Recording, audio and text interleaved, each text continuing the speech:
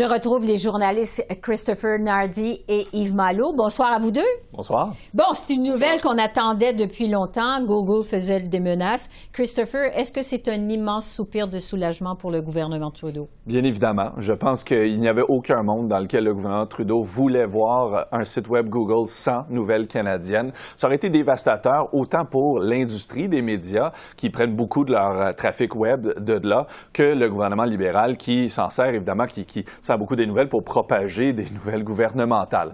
Alors, je pense que c'était une menace qu'ils regardaient arriver un peu trop rapidement à leur goût de Google de se retirer du marché canadien. Maintenant que c'est fait et que c'est plus ou moins en ligne avec les demandes au moins des grands groupes médiatiques écrits, bien, on doit se dire soulagé. On n'aura pas besoin de passer Noël à manger des questions sur où sont les nouvelles sur Google. Yves, est-ce qu'on peut parler d'une bonne nouvelle pour les libéraux de M. Trudeau? Absolument. Absolument, c'est une bonne nouvelle parce que devant l'entêtement de Meta, il fallait que quelque chose arrive et il fallait que quelque chose débloque. Et finalement, à 3 semaines de l'application de ces 18, ben, quelque chose débloque finalement. Et c'est important parce que toute l'année, les mauvaises nouvelles se sont succédées dans le monde des médias et des gros joueurs, le CTV, Québécois, 2 géants qui ont plié des genoux dans les derniers mois. Alors, il fallait vraiment que quelque chose se passe et enfin, ça s'est passé, même si dans les faits, Google n'a pas vraiment changé sa position de négociation du début jusqu'à la fin, c'est-à-dire ils s'en sont tenus à leurs 100 millions de dollars. Oui, justement, sur les montants, parce que Ottawa évaluait la compensation à 172 millions, Google, il vient de le dire, à 100 millions. Christopher, est-ce que c'est une entente à rabais?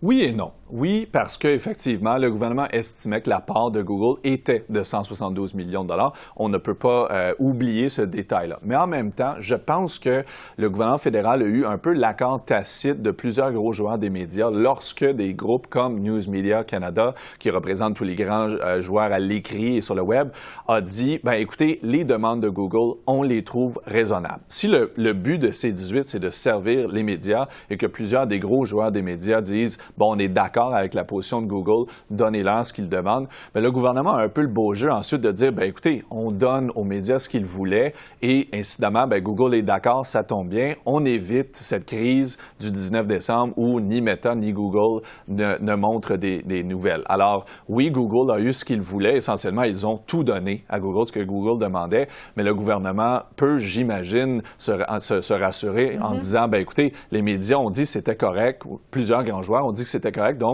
c'est parfait, on a l'accord, on y va de l'avant, tout le monde va être content ou presque. Yves, qu'est-ce que vous en pensez? Est-ce que c'est une bonne entente pour Ottawa, pour le gouvernement Trudeau?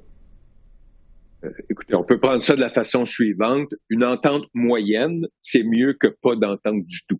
Et je vous rappelle aussi que la ministre Saint-Onge, dans son point de presse, a dit il y a une clause qui permet dans cette entente que s'il y a de meilleurs résultats dans une négociation avec d'autres pays, ben on va pouvoir s'ajuster en cours de route. Alors, le 100 millions, c'est une base. C'est effectivement très modeste, surtout compte tenu des revenus de Google. Alors, ça leur fera pas très mal à eux non plus. Mais c'est une bonne base pour partir quelque chose et s'ajuster au fil des années et voir comment les médias d'ici qui sont tant en difficulté pourront en tirer un certain bénéfice. Alors, je reviens à ma déclaration de départ, c'est-à-dire vaut mieux une entente moyenne que pas d'entente. Et c'est sûr que Google fera pas faillite à la suite de cette entente. Sur la réaction des conservateurs, on le sait, ils s'opposent depuis le début à ces 18. Ils disent même que la décision de Meta de ne pas négocier, c'est la preuve que c'est une mauvaise loi. Christopher, est-ce que cette entente, ça vient mettre la pression sur les conservateurs? Je ne pense pas nécessairement. Non. Fondamentalement, les conservateurs de Pierre Poilievre sont opposés à toute aide aux médias. Alors, C-18, c'est une aide aux médias. Ils y seront opposés. Je pense que le calcul est assez simple pour eux. L'argument que Meta ne voulait pas plier les chines à cette loi-là ajoutait du mordant à ça. Je pense que, généralement parlant, les gens s'attendaient à ce que Google signe cette entente-là. On ne savait pas quelle elle allait être, mais il fallait qu'il signe. En partie parce que Google allait quand même être perdant. Si tu offres un moteur de recherche qui se dit regrouper toute l'Internet et ensuite tu coupes tous les médias, bien, tu ne peux plus te targuer d'être ce moteur de recherche complet. C'est sûr qu'ils n'allaient pas perdre tant d'argent. M. Malo, il faisait référence tantôt, ils font des milliards et des milliards et des milliards d'argent. Le marché canadien est tout petit pour eux, mais Google ne pouvait pas nécessairement ouvrir des brèches dans son algorithme soudainement, je crois. Alors, les conservateurs vont continuer à s'opposer à cette aide-là, comme ils l'ont fait pour toute aide envers les médias, pour eux, que cette entente-là soit signée. Est-ce qu'ils auraient préféré que Google dise non, c'est poche, on ne le fait pas? Certainement, mais je ne pense pas que le résultat est tout à fait inattendu. Ouais. Yves, qu'est-ce que vous attendez comme impact sur les conservateurs, réaction des conservateurs? Je suis pas tout à fait d'accord avec Christopher parce que moi, je pense que les conservateurs disaient que cette loi était inapplicable et là, on a eu la preuve qu'elle est applicable. Alors, ça va aussi, selon moi, dans la construction d'une fort mauvaise semaine pour les conservateurs. Faut-il rappeler cette histoire de libre-échange avec l'Ukraine où ils n'ont pas eu l'air particulièrement brillants. Encore aujourd'hui, ils n'ont pas l'air particulièrement brillants. Ils ont toujours l'air de gens qui se cadrent contre tout et surtout si ça concerne les médias. Alors, moi, je pense que en bout de ligne, les conservateurs ne sortent vraiment pas gagnants. Ils sortent même un peu égratignés de cette histoire-là parce qu'ils ont fait preuve de mauvaise foi concernant ces 18 du début jusqu'à la fin. Et tout leur argumentaire est à peu près tombé aujourd'hui quand il y a finalement eu une entente que les conservateurs croyaient impossible. Oui. Il reste moins de 2 minutes. Je veux vous entendre sur l'autre nouvelle aujourd'hui à Ottawa, cette décision du gouvernement Trudeau d'accorder le contrat de remplacement de ses avions de surveillance à Boeing, et ça sans appel d'offres. On le sait, Bombardier voulait pouvoir soumissionner. Christopher, qu'est-ce que vous pensez de cette décision du gouvernement Trudeau? Je suis un peu tiraillé. D'un côté, déjà l'an dernier, le gouvernement Trudeau promettait à l'industrie aéronautique qu'il ferait un appel d'offres ouvert auquel Bombardier pourrait postuler. On le savait. C'était supposé d'être ouvert. Bombardier était supposé de pouvoir faire des soumissions. Ça s'en parlait dans l'industrie.